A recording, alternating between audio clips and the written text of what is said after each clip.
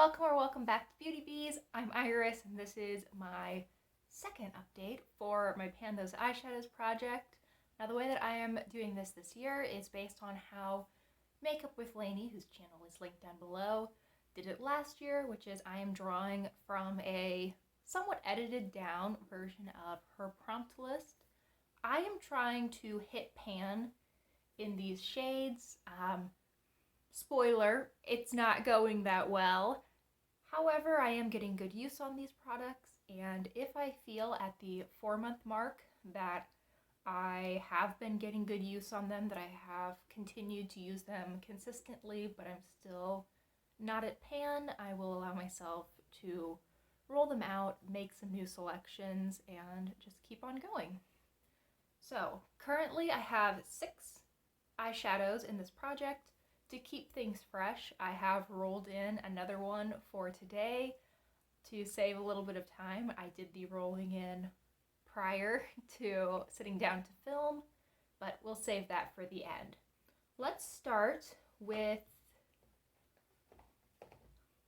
the shadow that I'd done the worst job with last month, and that is from ColourPop. This is Cherry Stem. It is this shade up here, which is sort of like a neutral reddish shade. In the context of this palette, I feel like it looks very dusty and neutral, but that's because everything else is so super bright. When I move away from the rest of the palette, it's a fairly wearable take on red, but certainly not neutral. Now I have worn this 6 times as of today. I have it in my crease today. I think it's really pretty. I just don't use a whole lot of it each time I do my makeup. I've been putting this in my crease a lot actually, and I'm actually wondering if I didn't count a couple of uses, because I've worn this all over my lid and then topped it with a shimmer a few times as well, and I don't feel like my numbers reflect that. Anyway, I mean, there is not a dent to speak of. It does look like some of the surface is disturbed, but I am nowhere close to hitting pan on this. And I don't know if I said it already, but this has been in for 2 months. The second shade is from my Natasha Denona Ayana palette.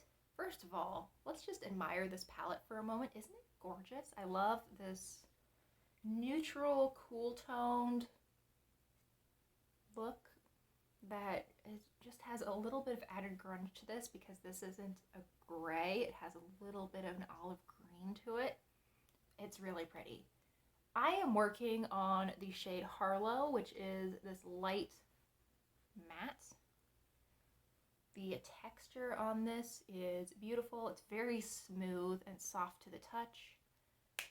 It is a very even color. It blends out really nicely. I like using this in my crease as well, and quite similar to the way that I've been using Cherry Stem, I will often put this in my crease and then all over my lid, and then just top it with something that has a little bit of sheerness to it. I've really been enjoying that. I find this a really easy shade to use, and that is probably why it is the shade that I have used the most in this project. In those 2 months of use, I have used the shade 16 times, and there is the tiniest bit of a dip going on. I don't even know if you'll be able to see it. Maybe at some angles. I'm nowhere near hitting pan. I would guess that if this is probably, what, like 25 total uses? Because I'm sure I used it at least 10 times before I rolled it into this project. It'll probably take me well over 100 to hit pan. Ah, goodness. Okay, I have another Natasha Denona shade. Let me dig around in my little bin for that. This is from the Retro Glam palette. This is just a single that I got through like one of those codes you can enter on Sephora, one of their gift with purchase codes. This is the shade Flutter. And I rolled this in. I don't know why I remember this prompt, but it was for a shade that I had never used before. And it is stunning. I really enjoy the shadow. It just has such a gorgeous shine to it. And the texture on this is quite nice. It almost looks glittery in the pan, and it has the amount of shine that I might expect from a glitter, but it feels quite smooth to the touch. There are very tiny bits of sparkle in it, but I don't deal with a whole lot of fallout from this. I don't find that it irritates my eyes at all. It's just a really, really lovely neutral color. I feel like I'm mesmerizing myself, but it's so pretty. I have used this 14 times. I've been using it in my inner corner a lot, and the other way I like to use this is just to pop it right in the center of my lid for a little bit of a halo eye effect. It works really well for that. I am so glad that I have this little shade. It doesn't look like anything super special. It looks pretty unassuming, but it really does pack a nice punch of pigment. Holy alliteration, Batman. And I just really enjoy working with it. I think it is wonderful quality. Okay, let's see. I have a shade from my favorite palette, which is the Baby Yoda palette from ColourPop. They call this the Child palette, I'm pretty sure. I am working on the shade Right Hand Mando, which is this sort of silvery green up at the top.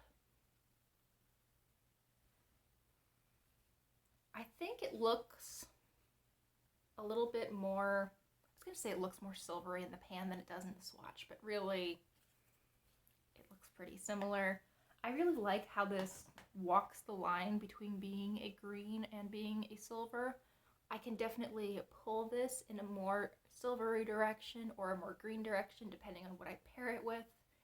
And I like that even when I do choose to pull it a little bit more towards green, it still has this really neutral feel to it. It doesn't feel like too much. I also like that it doesn't compete with the green of my eyes. This is muted enough that it doesn't make my eyes almost look colorless in comparison the way some more vibrant and vivid greens do. I mean, there's a reason that this is my favorite palette, and it's not just because it has Baby Yoda on it. That's part of the reason, but the quality in here really is top notch, and I think that this is not quite the standout shade, but among several standout shades in this palette. It's a really nice one. So now for two singles that I've pulled in. The first, at first glance, looks very similar to a Right Hand Mando. This is Mint Chip from Luxie, and this is why this update is so late, because I kept putting this off thinking, like, if I use this one more day, I bet I'll have pan. And at this point, I'm a week behind when I intended on posting this update, and I still don't have pan in it. So maybe next month. But this shade is very pretty. Again, it's kind of got a green base to it with some silver, but when you actually swatch it out, there's a lot more complexity going on here. This is much more cool toned than Right Hand Mando is, and this can go a little bit gold, it can go a little bit pink, a little bit blue. Like, I'm actually wearing this today. This is all of the shimmer that I have on my lids.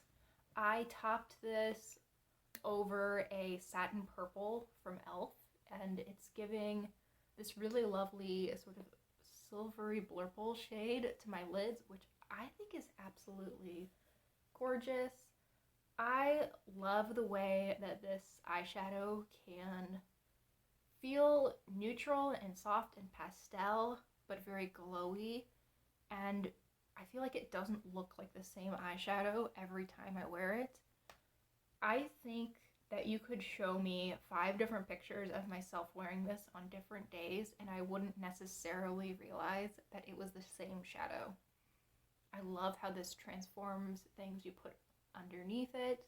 I think it has a beautiful glow. If you are at all interested in Luxie Cosmetics, first of all, shameless self-promotion, I have a review video. I have quite the little collection of their singles, and I did make a review video on them, but I think that this is a really great shade, and if you were to place an order, I would recommend this one. I think it's beautiful and just so versatile too. You wouldn't think that this sort of like pastel green shade would be so easy to wear, but it really is. It's gorgeous. Have I even said how many uses I had on the last 2? If I didn't, Right Hand Mando, I'm at 6 uses, and Mint Chip, I am at 8, which also seems low. I don't know what was up with my counting this month. I think I must have just not written things down a couple of days. But anyway, that doesn't really matter that much. The last shade that I've been working on for this past month, I rolled in the last update. Just like this time around, I didn't have anything to roll out in the last update, but I just want to keep this feeling fresh, not ever have this project feel like a chore, which I think it would if I was just working on the same eyeshadows for months and months at a time. So the shade that I pulled in last month's update is Naked. This is again from Luxie. I thought that because Mint Chip was the only eyeshadow that I looked like I had any chance of actually hitting pan on, that it might be nice to try another Luxie shade and to see if I could see similar progress with this one. And I think that I have a little bit of hard pan going on here, actually. I can kind of see it around the edge of the pan, but anyway, I've used this 4 times in the past month. This, at first glance, looks kind of similar to a lot of the other eyeshadows that I have in this project, honestly. But this has a little bit more beige to it. And wow, I really thought these were more different than they look when they're swatched out, but I have a type and I really enjoy it. This is almost like beige with a little bit of a blue-green shine to it. They're all very light. They're all pretty easy to wear in an office-appropriate environment, which I thought was a good thing to bring into this project because I do work in an office 5 days a week. So yeah, I've been working on this. This is actually called Get Naked, not Naked, though that's what I have written down in my sheet.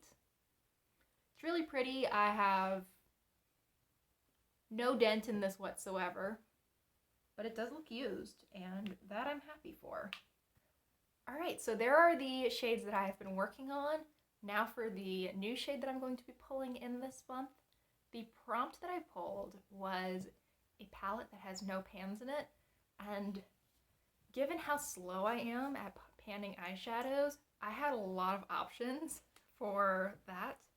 But I decided to bring in my Viseart Petite Pro 3 palette. Now looking at this, I think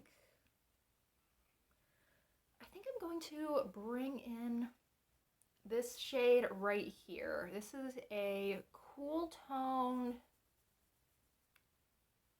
pinky brown. I think that'll be a fun one to play with. It's very work appropriate. I feel like it could go with any of these shimmers. It's a nice contrast to the much warmer tone Harlow from Natasha Denona. And I really like the Viseart formula, especially for the mattes. They're very smooth, they're pretty easy to work with. I can build them up to be very, very full color or sheer them out pretty easily. Greatly appreciate that. And this is a palette that has definitely been underutilized in my collection this year. I don't actually know that I've used any of my 3 Petite Pro palettes since the beginning of the year. And we're like almost halfway through March already. So that's wild to me. So I have 7 shades that I'm going to be working on. I like how I have exactly 1 shade that actually looks colorful in here and everything else is neutral. I love colorful eyeshadow and I'm still bringing in color. I'm doing a lot of like what I did today where I'm using 1 or 2 of these shades in an otherwise colorful look, or, you know, pulling in a color and then grounding it with some of these neutrals that I have here. It's working out for me. I don't think I've done my makeup more than maybe once or twice in the past month where I haven't used at least 1 of these shades, and I think that's striking a good balance for me. I just wish that I was hitting pan a little bit faster, but what are you gonna do? And I think that's it for my update. Thank you so much for watching. I really hope you enjoyed. If you did, please consider liking and subscribing, and I hope I see you all next time. Bye, guys.